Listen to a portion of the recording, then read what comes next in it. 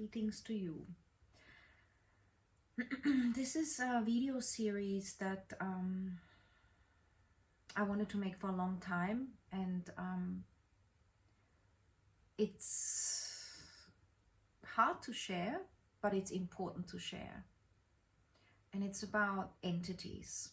So in a sense, it is a little bit of an esoteric topic until you encounter it. So I myself encountered this kind of stuff because I was asking and curious about it. And it's not like I was looking for trouble or anything. But in a basic nutshell, in my situation, I went through quite a lot of time where I didn't understand the dark, and I didn't understand the paranormal, and I only saw light and love and angels, and it was legit for me. Now, even though I understood there was darkness in the world, I fully was aware that there's like pedophiles and slavery and a lot of poverty and a lot of abuse and people beating each other up in relationships and children being treated badly. I did see and know that. Even as a child, I was aware because there was always the news and you could hear from your friends. But in my own heart, somehow, I never felt really like I could understand it or connect with it. I tended to see as a major part of my life the beauty everywhere, and because I was kind of raised in a very safe way and in a very free, loving way, and surrounded by nature in Germany, you know, in the garden with my grandparents, in the forest, in the fields, in the snow, in the spring, autumn. To me, it was just so beautiful. I did observe that some people just didn't make sense. I did observe that very early on, like people go to church but then gossip, and some things for me were just a bit slow together. I saw it, but I never really understood. For me, it was like, I can't explain, it was like a disconnect from the dark side. It was, I didn't understand what would motivate the dark side. I didn't understand the energetic of it. And I've had a very sheltered life. I had a very sheltered life all the way up until probably I was 42. Always met good people, never been exploited to my awareness. Even when I traveled on my own, I was protected and safe, and I always did have a sense of danger, and if danger was there, I would naturally trust it and go somewhere else without being scared. I would just navigate like this, and it felt very natural and elegant. And then when people would talk about, oh, but the dark and the paranormal and all this, I also knew that existed, and you know, I completely understand that the unseen, and understood the unseen is greater than the seen. But there was a part of me that knew I had to learn something else. And as I taught Kundalini and rose even more into the light and let go even more of any boundaries within me towards the light, and always asking to expand my heart more and my love even more, and to recognize whether there's an ego or humility, and how to choose which one, and how to be okay with what arose, and just fine-tuning all the time, totally immersed in spiritual texts, in spiritual practice, in you know, that's just me, and that's not coming from an ego. It truly is me. I have always loved organic food, and I feel very lucky that I grew up with the, you know, on a farm with my grandparents in Germany, and the food was always clean and fresh and amazing. And coming here, I got to choose that. I was guided to have stuff fresh from the garden, and to grow things myself, and to choose the organic farmers, blah blah blah. That's just my journey this lifetime. I'm not judging anyone who doesn't feel that. But I've always felt that life force. I've always felt that I want to wear cotton clothes, because when I wore synthetics, I felt yuck. I've always felt that I want to wear flat shoes, because when I wore high heel shoes, I felt awkward, and I felt like I'm not working with my body.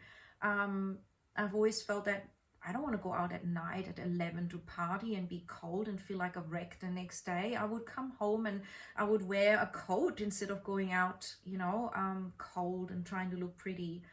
that's just me. And I prefer to read a self-help book than watch a movie. I don't get drunk, and I never got drunk. I drank sometimes a little bit and felt I don't like it, it's hilarious, I would go to sleep, or I would laugh or something like this, but I just felt like that wasn't something that resonated with me, and I didn't need it. I could be happy on my own, I could dance, I could talk, I could be, that's just me. And I'm not judging anyone who doesn't feel this way. This is just me sharing my life. And I know it's pretty weird. I know that a majority of people didn't have that, because I know this from stories.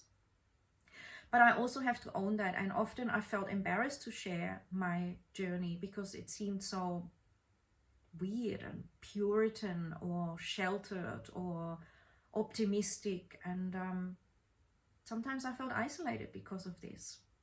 So as I taught meditation and organic food, healthy cooking, intuitive cooking, seasonal eating, fasting, breath work, opening the heart more, ascension, all this stuff, it got even deeper with me. And that is my absolute passion in this life. There is nothing else more important to me than knowing who I am and understanding humanity and helping humanity to see this.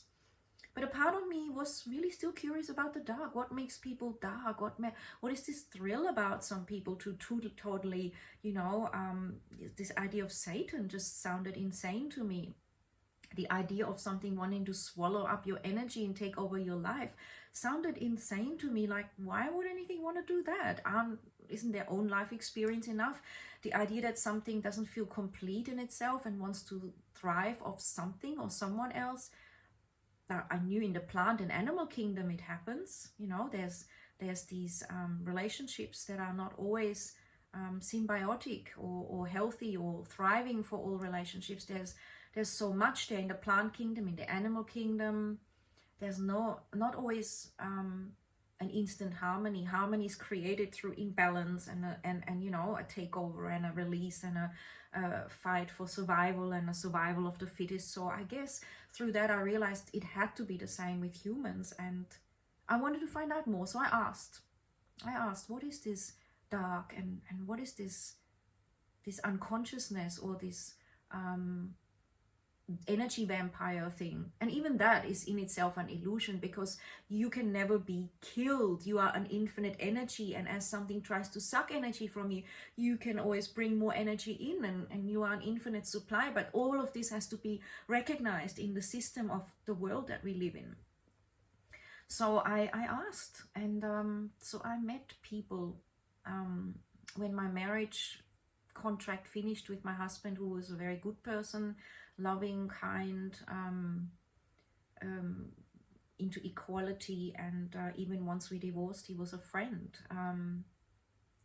Don't ask me why we divorced. I'll talk about another time, but it was more that the contract finished and the connection had changed into more of a friendship, and I don't think it's fair for him or me to prolong something that ended up just as a friendship and a respect versus the marriage. And anyway, blah blah blah, won't get into this right now. So it was a very positive divorce. It was a spiritual divorce. It was obviously we did have some differences and we grew apart in a certain way, and that's okay to honor that too. That was hard for me, but again, that was another journey I took very seriously. It was never an overnight thing. It took me 3 or 4 years to process and make that decision eventually, and to realize this is just what it is now. And it was a real clarity when it all became the final, that's just the only thing I can be right now in that relationship. So I met some people after that, after 42, and that's literally in my astrological program. When you look back and use various types of high-level astrologies, you will see that sometimes we go through dark phases or dark experiences when we're young. Some people have it from birth or in childhood or in adulthood later on, or mid or end. Well, my time came at 42 when I got to learn more about the dark side in people. And on a yogic perspective, to embrace the light, we have to embrace the dark. We have to literally navigate and be comfortable with all of it. It's like your shadow and your light. And I always looked at my shadow side because I was always open. Hey, bring it on. Let me see my stuff. Let me look at it. Let me clear it. Let me love it. Whatever it takes. I've been very open. When I went to ashrams, I was never a person that would go, oh, I'm afraid what I might find. For me, that's fully fine. But I always thought, why are people afraid of discovering who they are? I would just lay myself bare and just totally immerse. So when my time was to learn, which was when my kids were older, of course, when I had separated from my husband, it came in the disguise of people that wanted to date me, and that would come around me, that would hover, that would wait for a moment. And it's a very interesting thing what I've learned from that, you know, when my vulnerability would allow me to embrace a person that normally I wouldn't, when my frequency was affected by them, when you know, narcissistic tendencies came in and how manipulative they were, when two of them had entities and would shapeshift and would have different personalities. So you could call it schizophrenia if they were diagnosed, which they weren't, or entities or different personalities. It doesn't matter what language. But these can affect you significantly. And in Kundalini Yoga, of course, we already talked about clearing the person's energies, that if you've been intimate with somebody, that they affect you profoundly. And if they carry entities, they can jump over. But also you can collect entities by being a very empathetic person, by looking into someone's eyes, by being empathetic about a traumatic situation where there are spirits that haven't released themselves back beyond and to go on into the next dimension. They are gonna latch onto someone who's open, and they experience life through that person. And sometimes they create a lot of havoc. They create different eating patterns. They create different behavioral patterns. They create self-sabotage that is something they want to experience or they have as an entity. There might be a negative entity that wants to see you suffer or wants to just play with you. And it's not necessarily even evil, really. It's just another dimension of life experiencing and teaching you something. So I really want to express that because it is huge, and it can be very confusing unless we openly talk about entities and people that are taken over by entities and their dark intentions, and how to stand up to that, how to recognize it, because you are more powerful than anything. It's only if you're scared and you don't want to look at it that it can run you. So again, it goes back to some of my earlier videos on trusting ourselves, building our intuition, being okay with whatever is right for us in each moment. And I found that that's why I could look it in the eyes very easily. I looked it in the eyes even though I was really attacked quite badly, and I had to learn very quickly. And so it took a lot of my confidence. I'm generally a relatively grounded person, and I generally trust myself, and I was generally quite aware about spiritual dimensions and the deceptions, because I read those books and I study that and I practice it because I'm so fascinated by human consciousness and human potential, and also what makes people that way and this way. So I started studying entities once I started to realize that, wow, this guy has entities and he doesn't even realize. He did some really weird stuff, and he tried to pervert me, thinking he could work on that way with me. And I was like, what are you talking about? They try to project stuff onto you that is outlandish, and if you're not a strong character, you'll start to doubt yourself quite severely. And they also energetically drain you enough so that you have a weaker mind. You start to have different thoughts because those thoughts overpower you.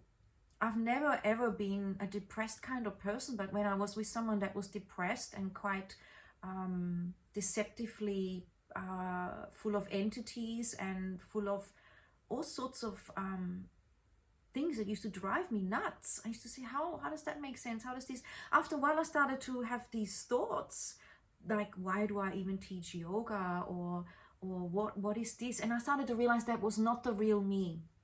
Because I knew myself so well, I realized this is not even me. These aren't even my thoughts. So I want to talk about this more in YouTubes to empower you to really step up, because these entities are around us. and we are prone to it, and most of us have them in us to some degree, just like viruses and bacteria and things are constantly creating shifts in us. So I'll leave it at this. Let me know what you think, and more to come.